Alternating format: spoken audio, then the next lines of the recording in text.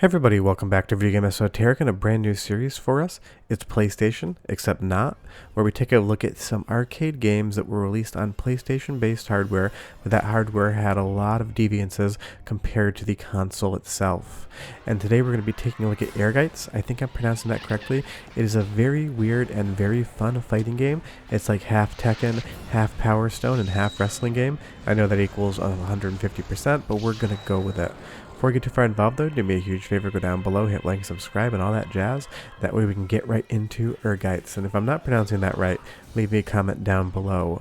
But right off the top, this game is strange, but I absolutely love it.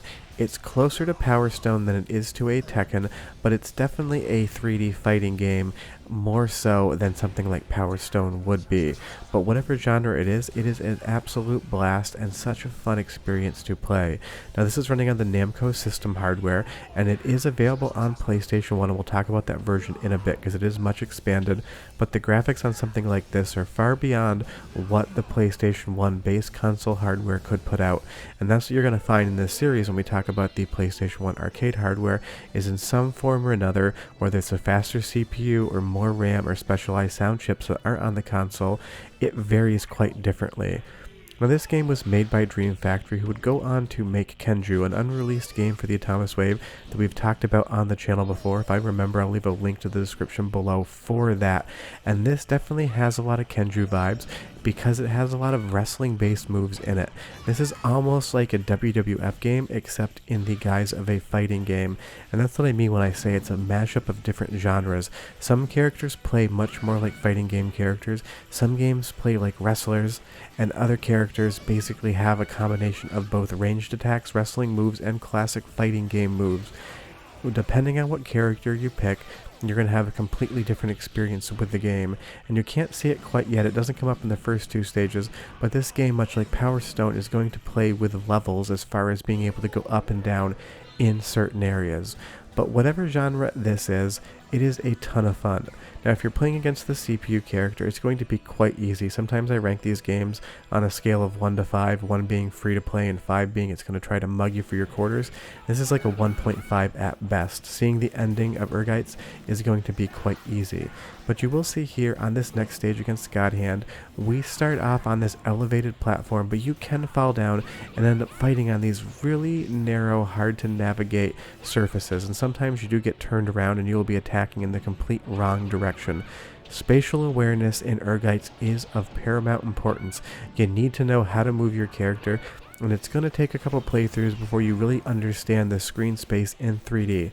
But you'll see with a character like Godhand here, some things can maybe be slightly too easy. Using those projectiles, you can knock half of your opponent's life bar off, basically without them ever closing the distance.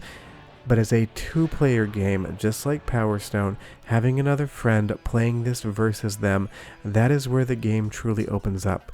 But graphically, this looks incredible, and that's the fun thing about the PlayStation 1 based hardware in arcades. It does not look this good as a console game on PlayStation 1. The Namco System series had a higher spec on the CPU and had more RAM, and you can see where they're utilizing it here. These models look really good for the PlayStation 1 era. I mean, honestly, these look kind of like not slightly great Dreamcast models, but the PlayStation 1 had a lot of legs in it, and this is what people were using in arcades. You got a lot of arcade ports home to the PlayStation 1, but if you compare each release, arcade versus the console, you're going to start noticing that these look a lot better. But again, you can see here, moving that crate around, this game just has so many movement options. It's got a lot of verticality, projectile, ranged attacks, wrestling moves. There's so many different ways to play this game, and that's what I really love. It's got something for everybody. And you even get these fun little cutscenes in between stages. But the game also has a really fun soundtrack, so go ahead and listen. I'll be right back.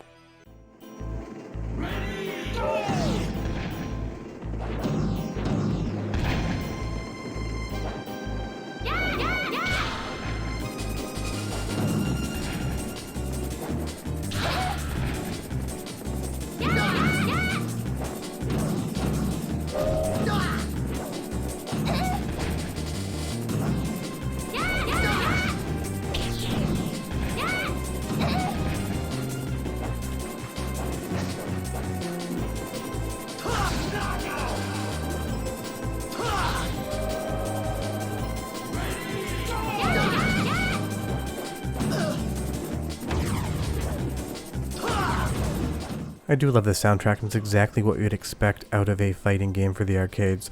But I know earlier I mentioned Kenju and how closely that game it spots hues towards Ehrgeiz and how Ehrgeiz seemed to completely inspire it.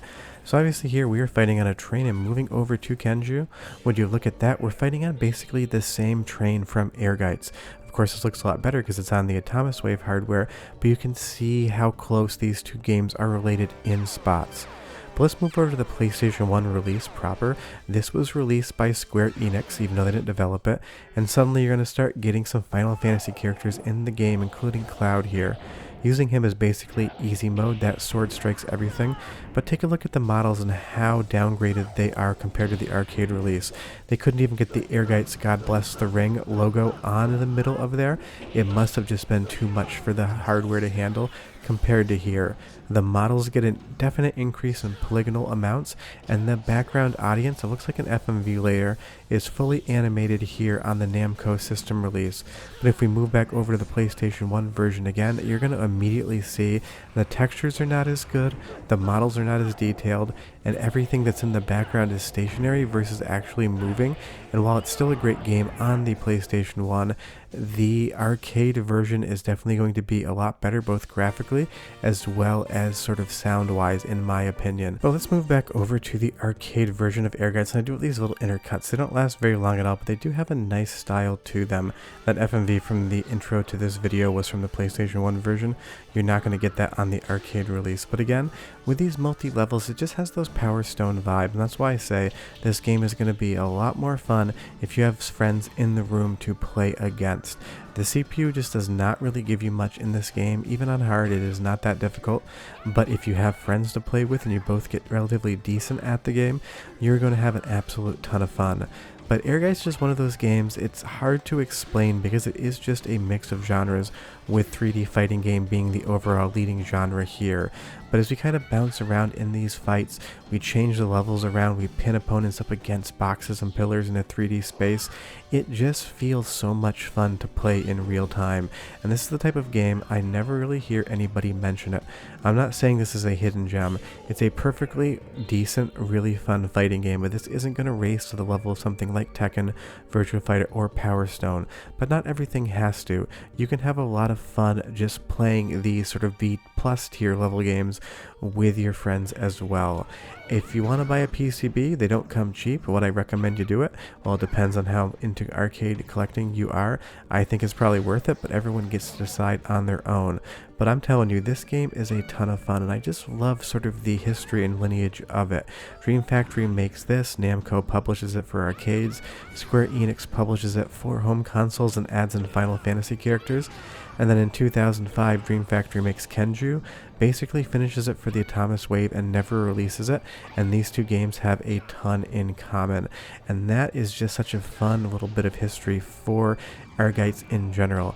Like I said, I'm not sure why people don't talk about this more. I think it's an absolutely fun game and you get these little cutscenes.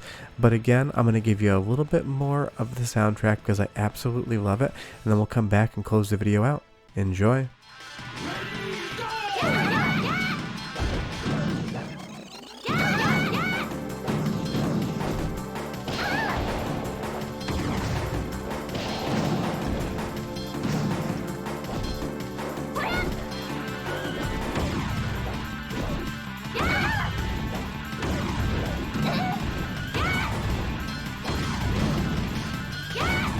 Just another really fun piece of music in an otherwise really fun game, and that's the main takeaway of something like Ehrgeiz. It's just a fun time. From start to finish, you're going to be enjoying it, even if the combat is only like a B+ tier, and even if, something like Power Stone might entertain you a little bit more, this is still a ton of fun, and it is disappointing that this game doesn't get talked about as much as some other games in the fighting game genre, because I think it really deserves it. But I will say the final boss is basically a gimme. Beating Django here, not hard whatsoever. Sure, half your moves are going to go completely over his or her or its head, I'm really not sure. It's obviously some sort of wolf, don't know the gender of that, not sure how to check. But honestly, it's just not the most inspiring final boss, and that's what I mean when I say if you want to really get into this game, you definitely want to do it with friends. But interestingly, something strange happens when you actually beat the final boss, and I think it's one of the weirdest things I've ever seen in a fighting game. Obviously, you have to wait a second to see it, but trust me, I don't know that this has ever happened before, and if it has, you can leave me a comment down below. But we go ahead and beat Django here, and he leaps off into the distance, and something that he leaps into causes the entire arena to completely explode. So basically, Ehrgeiz is mostly over, but then suddenly you're going to go into the credit sequence, and a powered up version of Django is just going to absolutely mop the floor with you. He's going to throw you around the entire arena. I don't know another game that gives you this one last fight while the credits are actually going by. I've never seen it before, I've never seen it since, and if you know of it happening again, go ahead and leave me a comment down below. But yeah, that's Ehrgeiz. It's one of those games, I really enjoy playing it, it's fun to talk about, and it's not one that I hear mentioned very often. But we got 9 more videos in the It's PlayStation, but It's Not series, so go ahead and stay tuned for those every Wednesday. Got videos throughout the week as well, but Django got me here. Bye bye.